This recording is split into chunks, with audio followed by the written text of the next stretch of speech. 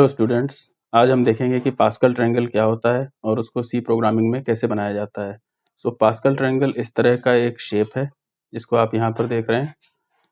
सो देखिए कि यहाँ पर हमने पहले लिखा 1, फिर यहाँ पर 1, यहाँ पर 1, बीच में एक गैप छोड़ दिया है। फिर आगे अगली थर्ड रो क्या है, थर्ड रो का ये जो 2 है ये ऊपर के दो एलिमेंट्स का सम है। एक 1 यहाँ लगाया, एक 1 यहाँ लगाया। फिर इस तरह से 1 और 2 का सम 3, 2 और 1 का सम 3 और एक 1 बाहर की तरफ लगा दिए। फिर इसी तरह से 3 और 1 का सम 4, 3 और 3 का सम 6, 3 और 1 का सम 4 और एक 1 बाहर लगा दिया। तो इस तरह से ये 5 रोज हैं। सो रोज यहाँ से 0 1 2 3 4 हैं और कितने कॉलम्स हैं, 9 कॉलम्स हैं। 9 कॉलम इसलिए हो गए हैं कि बीच बीच में ये स्पेस भी छूटी हुई है ना। तो यहाँ पर ये स्पेस है, 1 2 3 4 स्पेसेस यहाँ पर हैं, 1 2 3 स्पेसेस यहाँ पर हैं, 1 2 स्पेस और एक ही स्पेस, और बीच बीच में भी यहाँ पर स्पेसेस छूटी हुई हैं। तो ये स्पेसेस की वजह से कॉलम का जो काउंट है वो बढ़ गया है, अदरवाइज ये उतना ही होता। तो ये हमारा एक पास्कल ट्रायंगल है।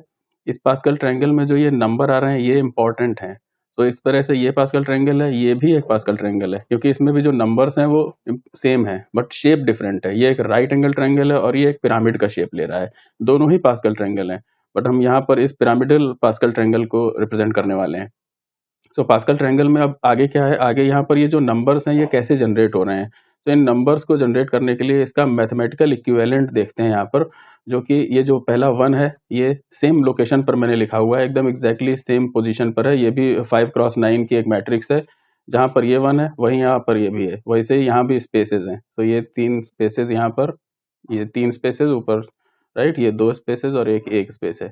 तो ये सारे स्पेसेस वैसे ही हैं और बीच बीच में भी स्पेसेस वैसे ही हैं जैसे कि आपने उस वाले में देखा हुआ है, राइट। तो इसमें कोई डिफरेंस नहीं है, बस डिफरेंस ये है कि वहाँ पर नंबर लिखे हैं और यहाँ पर हमने ये परमुटेशन कॉम्बिनेशन में जो कॉम्बिनेशन होता है उसके फॉर्मेट में एनसीआर के रिप्रेजेंटेशन में लिखा है। सो फर्स्ट रो 0 से रिप्रेजेंट कर रहे हैं। सो पहला वाला जो टर्म ये 1 आया है, ये 1 है 0C0। फिर दूसरे वाला 1 ये हमारी सेकेंड रो है, जो कि यहाँ पर 0 से पहली रो शुरू हुई है, तो 1 से सेकेंड रो हो जाएगी, तो ये 1C0 है, ये 1C1 है।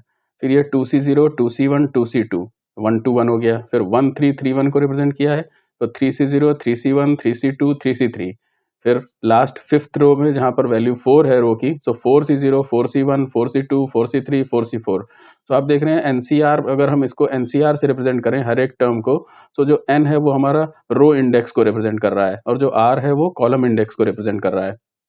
बीच में स्पेसेस होने की वजह से ये पिरामिडिकल शेप में आ गया है, अदरवाइज ये एग्जैक्टली ऐसा ही होता।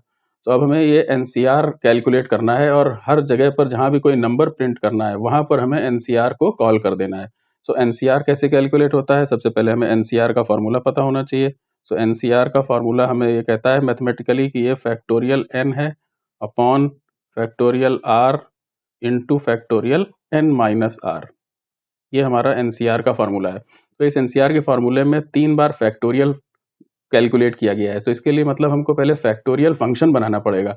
उस फैक्टोरियल फंक्शन को इस फॉर्मूले में हम 3 बार यूज करेंगे, हमें एनसीआर मिल जाएगा। जब एनसीआर मिल जाएगा तो एन और आर की वैल्यूज दे करके हम टर्म्स को प्रिंट कर लेंगे। ठीक। सो अब सबसे पहले हम यहाँ पर अब फैक्टोरियल फंक्शन बनाते हैं, क्योंकि अब हमने रिकर्शन वगैरह भी पढ़ रखा है, तो हम फैक्टोरियल फंक्शन को सबसे आसान तरीके से रिकर्शन से बनाएंगे।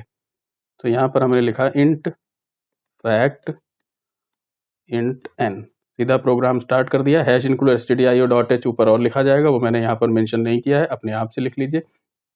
फिर इंटीजर फैक्टोरियल के बाद यहाँ पर हम अभी मैं इसका एक प्रोग्राम भी आपको दिखाऊंगा और उसका आउटपुट भी दिखाऊंगा। तो यहाँ पर n की वैल्यू हमने पास करी, तो पहले हम रिकर्शन में क्या बनाते हैं, हमेशा बेस केस बनाते हैं। तो अगर n की वैल्यू हमने सपोज यूजर ने 0 दे दी तो क्या रिटर्न होगा, इट विल रिटर्न 1, क्योंकि सबसे छोटा फैक्टोरियल का रिजल्ट 1 होता है और वो 0 के केस में होता है। तो कोई भी पॉजिटिव नंबर जो 0 या उससे बड़ा हो उसी का फैक्टोरियल हम करेक्ट वे में निकालते हैं। एल्स अगर n की वैल्यू 0 से बड़ी है तब क्या रिटर्न होगा, तब यहाँ पर ये होता है रिकर्सिव केस या रिकर्सिव कॉल, जिसमें हमने फैक्टोरियल के अंदर फैक्टोरियल को एक बार फिर से कॉल किया जाएगा। सो n into fact of n minus 1। ठीक। तो ये रिकर्शन से हमने यहाँ पर फैक्टोरियल कैलकुलेट कर दिया है। अब रिकर्शन से फैक्टोरियल कैलकुलेट करने के बाद अब हमें एनसीआर का ये फॉर्मूला यूज करना है। सो एनसीआर के फॉर्मूले के लिए हमें यहाँ पर एनसीआर नाम का एक फंक्शन बनाना पड़ेगा। तो चलिए एनसीआर नाम का एक फंक्शन बनाते हैं। नाम फंक्शन का कुछ भी हो, पर जितना ज्यादा मिलता जुलता रहेगा उतना ज्यादा रिलीवेंट लगेगा। तो यहाँ पर फिर से एक बार पास करते हैं int n comma int r, ये NCR के लिए हो गया। NCR के अंदर हमें सिर्फ और सिर्फ ये जो फॉर्मूला है इसी को डायरेक्ट रिटर्न कर देना है, या तो फिर हम यहाँ पर कोई वेरिएबल लें इंट z और z के अंदर कैलकुलेट करें फिर लिखें रिटर्न z, अगर वैसा लगता है तो वैसा कर लीजिए। तो सपोज हमने यहाँ पर लिख दिया इंट z, एक वेरिएबल बनाया, और z में अब हम इस फैक्टोरियल फंक्शन को यहाँ पर कॉल करते हुए फॉर्मूला जनरेट करेंगे। तो फैक्टोरियल फंक्शन का नाम क्या है, फैक्ट। तो फैक्ट एन लिखा जाएगा, fact N divide by fact R into fact N minus R. ठीक, तो ये इस तरह से हमारा बन गया, z की वैल्यू आ गई, z की वैल्यू को यहाँ पर रिटर्न कर देंगे, सो रिटर्न z, और ये हमारा NCR का फंक्शन बन गया। सो NCR का फंक्शन बिल्कुल फॉर्मूला वैसा ही है, आप देख रहे हैं यहाँ पर ये n फैक्टोरियल है, मैंने लिखा है fact of n, divide by का सिंबल हमें प्रोग्रामिंग में ऐसा लगाना पड़ता है। ठीक, फैक्ट r, ये r फैक्टोरियल है तो fact r into fact n minus r, और बस z के अंदर ये वैल्यू जाएगी और z को रिटर्न कर देंगे। तो जहां कहीं भी इस फंक्शन को कॉल किया जाएगा वहां पर इसका NCR का कैलकुलेशन मिलने लगेगा। अब हमें मेन के अंदर इसको कॉल कर लेना है, तो मेन के अंदर ही ये चीजें डिसाइड होंगी कि हम कितने रो का पास्कल ट्रायंगल बनाना चाहते हैं। सो हमें यहाँ पर उसके लिए वेरिएबल लेने पड़ेंगे, एक वेरिएबल i ले लेते हैं रो कराने के लिए, एक वेरिएबल j ले लेते हैं, और एक वेरिएबल k भी ले लेते हैं, क्योंकि हमारे पिरामिड में हम देख रहे हैं कि स्पेस भी है, सो हम एक फॉर लूप स्पेस के लिए भी जनरेट करेंगे। ठीक, और एक नंबर ऑफ रोज के लिए कि कितने रोज का बनेगा, इस वजह से एक n ले लिया है। सो यहाँ पर सबसे पहले हम यहाँ पर इससे यूजर से यही मांगेंगे कि एंटर नंबर ऑफ रोज, या आपको कितनी रोज का पिरामिडिकल शेप का पास्कल ट्रायंगल बनाना है। ठीक, इसके बाद तुरंत हमें यहाँ पर स्कैनएफ करना पड़ेगा, स्कैनएफ से ही हमारे पास ये नंबर ऑफ रोज इसमें एंटर होंगी। ठीक, स्कैनएफ करा दिया। सो अब हमें यहाँ पर ये स्कैनएफ कराने के बाद अब ये फॉर लूप लगा करके वैल्यूज को कॉल करना होगा। तो पहला फॉर लूप तो हमारा रो के लिए है, तो आई की वैल्यू मैंने आपको बताया है कि 0 से स्टार्ट होगी, और अगर n रोज हैं तो 0 से n-1 तक जाएगी, इसलिए ये लेस देन n होगा, या लेस देन और इक्वल टू n-1 भी हो सकता है। फिर यहाँ लिखेंगे i++, ये एक फॉर लूप बना हमारा जो नंबर ऑफ रोज को रिप्रेजेंट करेगा। अब हर रो को प्रिंट करते समय पहले हमारे पास एक स्पेस का लॉजिक लिखना पड़ेगा कि हमारे पास कितने स्पेसेस हैं। So j is equal to 0, j is equal to 0 से यहाँ पर हम ये स्पेसेस लिख रहे हैं, ये सेमीकोलन है, j इज इक्वल टू 0। अब j की वैल्यू किससे लेस होगी उसको हम यहाँ पर डिसाइड करने वाले हैं। सो j की वैल्यू को किससे लेस होगी अभी मैंने आपको ऊपर बताया था, एक बार फिर से जरा देखेंगे, अपने इस डायग्राम से देखते हैं। सो डायग्राम में देखिए हमारे पास ये अगर हम देखें तो 5 रोज हैं, 5 रोज हैं, राइट, यानी कि n की वैल्यू 5 है, यानी कि जो i का लूप है वो 0 से लेके 4 तक चल रहा है 5 बार। तो जब फर्स्ट रो हम फिल कर रहे हैं तो उसमें हमारे पास कॉलम में कितने स्पेसेस रखे हुए हैं, 5 रोज हैं, हमारे पास पहले रो में 4 स्पेसेस हैं, यानी फॉर लूप जो स्पेस वाला चलेगा वो 4 बार चलेगा पहली बार में। ठीक, तो 4 का मतलब कितना हो गया, नंबर ऑफ रोज कितनी थी 5, सो 4 का मतलब हो गया 5 माइनस 1, दूसरी बार में क्या हो गया 5 माइनस 2, तीसरी बार में 5 माइनस 3, 5 माइनस 4, और लास्ट में 5 माइनस 5 यानी कि 0। तो इसका मतलब है कि जितनी हमारी नंबर ऑफ रोज हैं वो हम हर बार टोटल में से अगर घटाते चले जाएं, जब हमारे पास फर्स्ट रो आई की वैल्यू 0 है, फनी हम फर्स्ट रो की बात कर रहे हैं, तो हम n-1 टाइम्स उसको चलाएंगे। ठीक, n-1 टाइम्स यानी कि हमारे पास चलना चाहिए उसको 4 बार, फिर 3 बार, फिर 2 बार, फिर 1 बार। सो इसीलिए हम पहली बार लिखेंगे, तो इसलिए इसका मतलब ये हुआ कि j वाला जो लूप स्पेस जनरेट कर रहा है वो n-i टाइम्स से 1 बार कम चलेगा, क्योंकि अगर n-i एग्जैक्टली चलेगा तब कितना हो जाएगा, तब तो पहली रो में हमारे पास 5 बार चलने लगेगा, दूसरी रो में 4 बार चलने लगेगा अगर n-i टाइम चलेगा तब, लेकिन हमें n-i-1 एक बार और कम करना होगा। तो इसीलिए हम यहाँ पर देखिए, ये बात अगर समझ में आई हो तो एक बार इसको ट्रेस करके देख लीजिएगा, फिर इसको समझ आ जाएगा आपको कि ये जो हमारा स्पेस वाला लूप है वो एक बार कम चल रहा है नंबर ऑफ रोज से। ठीक, जरा प्रोग्राम में आते हैं, यहाँ पर लिखते हैं। सो यहाँ पर j की वैल्यू लेस देन किससे होगी, एक तो हमें n-1 करना होगा और -i भी करना होगा। तो देखिए अब यहाँ पर जरा ध्यान से देखेंगे, यहीं से आपको ट्रेसिंग भी समझ आ जाएगी। और ये J++ होगा, और ये लूप किसके लिए, हमारा स्पेस जनरेट करने के लिए है। सो प्रिंटफ के अंदर सिर्फ और सिर्फ डबल कोट्स के अंदर एक स्पेस लिख देंगे और इसको ऐसा बंद कर देंगे, ठीक। ये सेमीकोलन है लास्ट में। सो देखिए, जब i की वैल्यू 0 होगी तो हम अंदर लूप चलाएंगे। लूप कितने बार चलेगा, लूप चलेगा 0 से लेकर लेस देन n-1 -0, यानी कि अगर n की वैल्यू हमने सपोज यहाँ पर 5 दी थी ना, n की वैल्यू 5 दी थी, तो ये रो वाला 0 से लेकर 4 तक चल रहा है, तो ये कहाँ से चलेगा, n की वैल्यू 5 है, सो 5 - 1 यानी 4 -0, पहला i की वैल्यू 0, सो 5 - 1 यानी 4 हो गया, तो लेस देन 4 यानी 0 से लेकर के 3 तक, 0 1 2 3 4 बार चला पहली बार में। जब i की वैल्यू 1 हो जाएगी और n की वैल्यू अभी भी 5 है, क्योंकि पहली बार में 4 स्पेसेस हैं, दूसरी बार में आप फिर से डायग्राम को देखें, पहली बार में 4 स्पेसेस हैं, दूसरी बार में 3, फिर 2, फिर 1, तो पहली बार में 4 बार चल रहा है, दूसरी बार में 3 बार चलना चाहिए।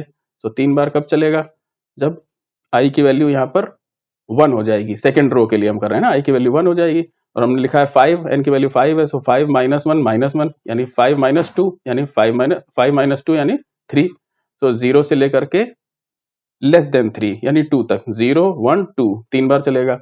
फिर तीसरी रो में 2 बार, इस तरह से ये चलता जाएगा और फिर टर्मिनेट हो जाएगा। जब i की वैल्यू हमारी 4 हो जाएगी, जब i की वैल्यू 4 हो जाएगी तो ये क्या हो जाएगा, n-1 -4, ये यानी कि एक बार भी नहीं चलेगा। n-1 -4 कितना हो गया, n की वैल्यू 5 है, 5 - 4 5 0, तो यहाँ हो जाएगा j की वैल्यू 0 0 लेस देन 0, फेल हो जाएगा। तो इस तरह से ये वाला लूप हमारा स्पेस जनरेट करने के लिए है। अब हमें वो फॉर लूप चाहिए जो वैल्यू प्रिंट करने के लिए है, तो हमने यहाँ पर k ले रखा है इसके लिए, तो k = 0। अब k लेस देन कितना होगा, k लेस देन और इक्वल टू i होगा, क्योंकि ये हम जानते हैं कि फर्स्ट रो में कितने एलिमेंट्स प्रिंटेड हैं, फर्स्ट रो में हमारा कितनी वैल्यूज हैं उस पर डिपेंड करता है ये k वाला। तो हम एक बार फिर से डायग्राम में जाएं, फर्स्ट रो में कितनी वैल्यूज हैं, एक वैल्यू है 1, सेकंड रो में 2 वैल्यूज हैं, थर्ड रो में 3 वैल्यूज हैं, यानी वैल्यू को प्रिंट करने वाला लूप एग्जैक्टली i टाइम्स चल रहा है, क्योंकि हमारे जितनी i की वैल्यू है उतने ही यहाँ पर एलिमेंट्स फिल किए गए हैं, ठीक। जैसे फर्स्ट रो की बात कर रहे हैं, फर्स्ट रो में एक बार, सेकंड रो में 2 बार, थर्ड रो में 3 बार, राइट, फोर्थ रो में 4 बार, फिफ्थ रो में 5 बार, यानी कि i पर डायरेक्टली डिपेंडेंट है ये। तो इसीलिए यहाँ पर हमने k लेस देन और इक्वल टू i कर दिया है, क्योंकि फर्स्ट रो में जब हमने 0 एंटर किया होगा यहाँ पर, तो i की वैल्यू 0 होगी, तो यहाँ 0 आ जाएगा। 0 का मतलब क्या होगा, k 0 से लेकर 0 तक, अब 0 से लेकर 0 तक यानी एक बार हो गया, कंडीशन ट्रू होगी ना हर बार। और यहाँ पर वैल्यू में क्या प्रिंट करना है वो इंपॉर्टेंट है, तो वो क्या होगा, प्रिंटफ में जाएंगे, एक तो लिखेंगे %d, क्योंकि इंटीजर हैं सारे वैल्यूज, है ना, ये %d है। और दूसरी चीज यहाँ पर एक स्पेस छोड़ना है, तो इसीलिए यहाँ पर एक स्पेस हमने ऐसे छोड़ दिया, राइट। अब ये स्पेस छोड़ने के बाद फिर हमें यहाँ पर NCR फंक्शन को कॉल करेंगे, और जो 2 पैरामीटर्स हैं वो कौन कौन से हैं, एक तो पैरामीटर हमारा i वाला होगा और दूसरा पैरामीटर j नहीं होगा, वो होगा k, क्योंकि k से हमारे कॉलम वैल्यूज हो रही हैं। तो एक्चुअली में यहाँ पर जो NCR है वो NCR कहला रहा है, हमारे जो वैल्यूज दे रहा है वो वैल्यू देने वाली चीज है ICK, है ना, ICK। i हमारा रो का इंडेक्स है जो कि 0 से लेकर के n-1 तक चल रहा है, और k हमारा 0 से लेकर के i टाइम चल रहा है, क्योंकि हर रो में उतनी ही वैल्यूज हैं जितना रो का नंबर है, ठीक। और ये जो स्पेस दिया है हमने, वो क्या होगा कि हर बार एक वैल्यू प्रिंट होगी और उसके साथ साथ एक स्पेस भी आएगा। तो वो जो प्रिंटफ में %d के बाद जो छोड़ा है, सो 1 के साथ एक स्पेस यहाँ आएगा, ये 1 प्रिंट होगा तो एक स्पेस यहाँ आएगा, ये 1 प्रिंट होगा तो एक स्पेस। अब ये स्पेसेस हमें दिखेंगे नहीं, मैं यहाँ डैश बना रहा हूँ, सो हर एक 1 के साथ एक स्पेस होगा, हर 2 के साथ यहाँ स्पेस होगा, 1 के साथ एक स्पेस होगा, इस तरह से ये स्पेसेस आते रहेंगे, बट स्पेसेस हमें दिखेंगे नहीं, इसलिए इनसे हमें कोई प्रॉब्लम नहीं होगी। तो इस तरह से हमारा यहाँ पर देखिए ये प्रोग्राम यहाँ पर अब कंप्लीट होने वाला है, लेकिन अभी ये सब सेम रो में होंगे, तो हमें रो चेंज करनी है।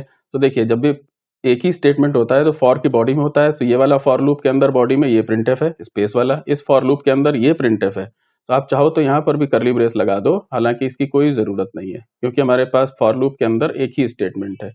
चलिए मैं लगा देता हूँ, और फिर बाहर आकर के ये वाला एक और प्रिंटफ यहाँ पर लगाएंगे लाइन चेंज करने के लिए, हमें एक स्लैशन देना पड़ता है, प्रिंटफ में अपने आप से लाइन चेंज नहीं होगा, तो एक स्लैशन। अब ये प्रिंटफ जो स्लैशन है ये i की अगली वैल्यू, जब i की वैल्यू 0 पर हमने ये सारा ऊपर के दोनों लूप चला लिए होंगे, तो फिर आई की नेक्स्ट वैल्यू जब आई प्लस प्लस हो जाएगा 1 के लिए जाएंगे, तो 1 पर जाने के लिए बाद आउटपुट कहाँ होगा, आउटपुट नेक्स्ट लाइन से प्रिंट होगा, बिकॉज ये स्लैशन भी चलेगा।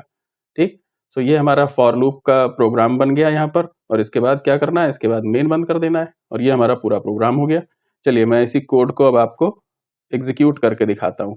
तो देखिए ये हमारे पास कोड है, यहाँ पर वही कोड सेम लिखा हुआ है, factorial function int n if n is equal to 0 return 1, Pascal triangle का प्रोग्राम है। पहले आप उससे समझिए, फिर इसको यहाँ पर देखिए और खुद से प्रोग्राम को रन करने की कोशिश करिए। फैक्टोरियल फंक्शन है, ठीक और फिर सबसे पहले फैक्टोरियल फंक्शन बनाया है, फिर इसके बाद यहाँ पर देखिए एनसीआर फंक्शन बनाया है। इसमें मैंने वो z नहीं लिया है, डायरेक्ट रिटर्न करा दिया है। तो मैंने वहां पर z लिया हुआ है, दोनों करेक्ट हैं। हम z ना भी लें, डायरेक्ट रिटर्न करा सकते हैं, वही फैक्टोरियल का function divide by fact r into fact n minus r करके। फिर n i j k ले लिया, नंबर ऑफ लाइंस पूछ रहे हैं, स्कैनफ करा रहे हैं। फिर ये फॉर लूप चलाया रो के लिए, ये रो के लिए फॉर लूप चलाया, ये स्पेसेस के लिए फॉर लूप चलाया, और ये के वाला फॉर लूप वैल्यूज के लिए चलाया। और ये देखिए परसेंट के बाद एक स्पेस है, फिर लास्ट में एक स्लैशन है। चलिए इसको एग्जीक्यूट करते हैं। तो एग्जीक्यूशन में जाएं, यहाँ पर इसको चलाया मैंने, यहाँ पर दिया वैल्यू 5, और ये देखिए आपका आउटपुट आ गया। तो जो ये आउटपुट है यही हमें प्रिंट करना था। ठीक,